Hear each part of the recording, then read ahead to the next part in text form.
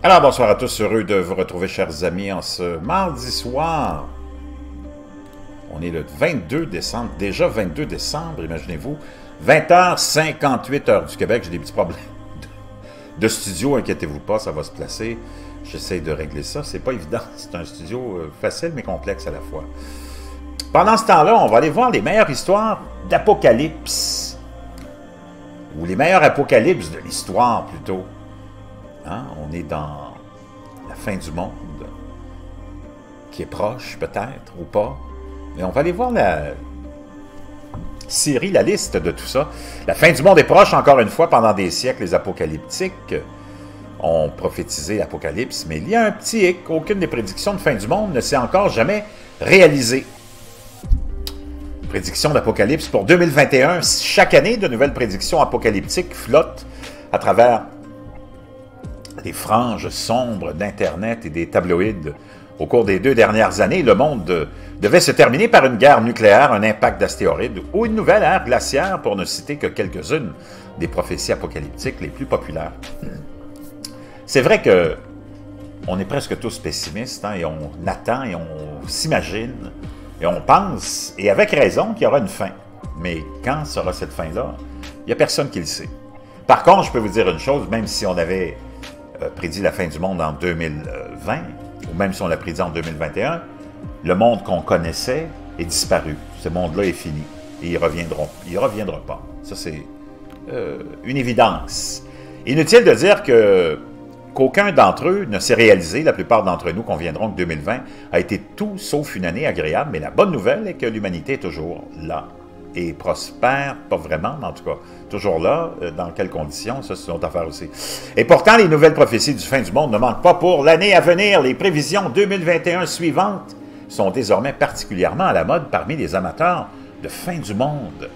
L'apocalypse zombie, une armée de monstres morts vivants terrorisant des citoyens sans méfiance, se nourrissant de cerveaux humains et prenant lentement mais sûrement le contrôle du monde. Ce qui semble être le cliché de film d'horreur le moins cher possible à développer un certain succès dans la communauté apocalyptique. Ou Apocalypse. Après tout, le voyant le plus célèbre de tous, Nostradamus, a prédit ce scénario. Bien sûr, ces prophéties sont plus qu'un peu énigmatiques, et ce n'est donc une des interprétations les plus populaires possible. La seconde venue, il est temps pour une autre prédiction du retour de Jésus. Cette fois, c'est le pasteur américain Kenton Beecher qui prétend disposer de preuves tangibles que l'enlèvement aura lieu en 2021.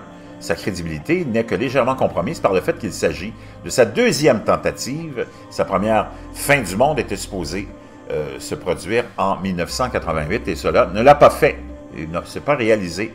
Le code caché de la Torah maintenant, certains érudits auraient juste déchiffré une série de codes cachés dans les 5 premiers livres de la Torah juive.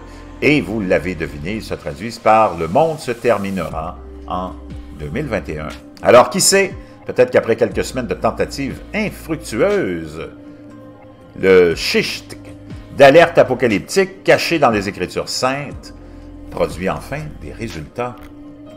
Les meilleures prédictions de la fin du monde qui ont pétillé, si tout cela vous inquiète, jetez un œil à certains des scénarios apocalyptiques les plus notoires de l'histoire, qui ne se sont pas matérialisés, tout comme des centaines d'autres prophéties à travers les âges, alors que certains des événements énumérés ont eu des conséquences tragiques pour de nombreuses personnes impliquées.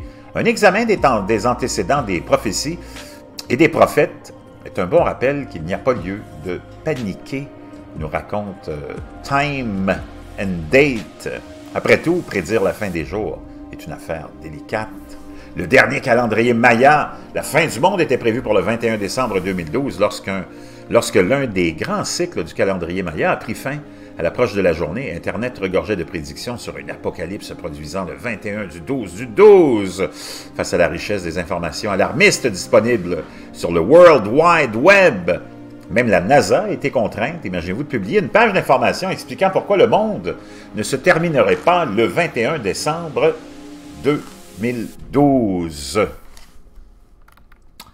Le camping et ravissement, le monde devait également se terminer le 21 octobre 2011. L'animateur de radio américain Harold Camping était arrivé à la date de l'Apocalypse grâce à une série de calculs qui, selon lui, était basés sur les jours de fête juive et le calendrier lunaire. En plus de ces informations sur la fin du monde, il a également prédit que le 21 mai 2011, à 18 heures précises, le peuple élu de Dieu serait assumé au ciel dans un événement qu'il a appelé l'enlèvement. Ceux qui n'ont pas été enlevés, a-t-il dit, devraient rester sur terre pour attendre leur destin 5 mois plus tard. Selon les médias, certains de ses partisans ont quitté leur emploi, vendu leur maison et investi de grosses sommes d'argent dans la publicité des prévisions de ce Camping, ce monsieur Harold Camping. Quand l'enlèvement n'a pas eu lieu, Camping a réévalué ses prédictions en disant que l'événement aurait lieu simultanément avec la fin du monde. Après le 21 octobre 2011, le prophète autoproclamé a déclaré que personne ne pouvait savoir exactement quand le temps de l'Apocalypse viendrait. Le trou noir de Genève, les scientifiques utilisent le grand collisionneur de Hadron, le fameux collisionneur de Hadron, près de Genève, en Suisse, pour mettre en place des collisions contrôlées de particules à des vitesses très élevées. Les expériences ont amené certains à croire que les énergies libérées par les collisions formeront un trou noir suffisamment puissant pour consommer la Terre et toute la vie qui s'y trouve. Aucun trou noir de ce type n'a encore été observé. Plusieurs études de haut niveau ont conclu que les expériences menées par le LHC n'étaient pas associées à de tels dangers. L'an 2000 est le fameux bug du millénaire. Vous vous en rappelez, vers la fin du deuxième millénaire, les gens du monde entier craignaient que la fin du monde se termine en même temps que le début de l'année 2000 ou l'an 2000. Cette prédiction était basée sur la pratique suivie par les programmeurs informatiques d'abréger les numéros d'années à 2 chiffres lors du développement de logiciels. Par exemple, 1999 serait codé 99 au tournant du siècle, les ordinateurs reviendraient à 0, en supposant que la date était 1900 au lieu de 2000 et conduisant à des erreurs logicielles selon la croyance populaire. Ce soi-disant bug du millénaire menaçait les systèmes bancaires, les avions et même la sécurité des systèmes d'alarme, conduisant à un chaos dévorant sur la planète Terre. Cependant, à minuit, le 1er janvier 2000, le monde a célébré la nouvelle année et aucun avion, heureusement, n'est tombé du ciel. Nostradamus est le roi de la terreur. Le voyant renommé Nostradamus a prophétisé, il y a 250 ans, qu'un roi de la terreur viendrait du ciel en 1999. Le géologue autrichien passionné de Nostradamus, Alexander Tolman, a décidé de jouer la sécurité en s'asseyant dans un bunker autoconstruit en Autriche. Tolman était convaincu que l'Apocalypse devait survenir au début du mois d'août, une crainte consolidée par l'éclipse totale du Soleil du 11 août 1999. Et le grand déluge et la soucoupe volante, le manège de Chicago, Dorothy Martin, ou la ménagère, de Chicago, Dorothy Martin, alias Marion Keech, a affirmé avoir reçu un message de la planète Clarion au début des années 1950. Le monde devait se terminer par une grande inondation avant l'aube du 21 décembre 1954. Martin et un groupe de fidèles étaient convaincus qu'une soucoupe volante sauverait les vrais croyants avant la destruction inévitable de la Terre. La croyance était si forte que certains ont complètement rompu avec leur vie antérieure, quittant leur emploi, quittant leur conjoint et donnant de l'argent et des biens. Les psychologues sociaux, Leon Festinger et Henry Ricken et Stanley Sachner, ont infiltré le groupe de Martin pour étudier les effets de telles convictions et les réactions du groupe lorsque l'événement prophétisé ne s'est pas produit. Leur travail, quand la prophétie échoue, livre le premier exemple de la théorie notée de Festinger de la dissonance cognitive. Je vous laisserai ça dans la boîte de description. Intéressant. Vraiment. Passez une belle soirée, je vous reviens demain.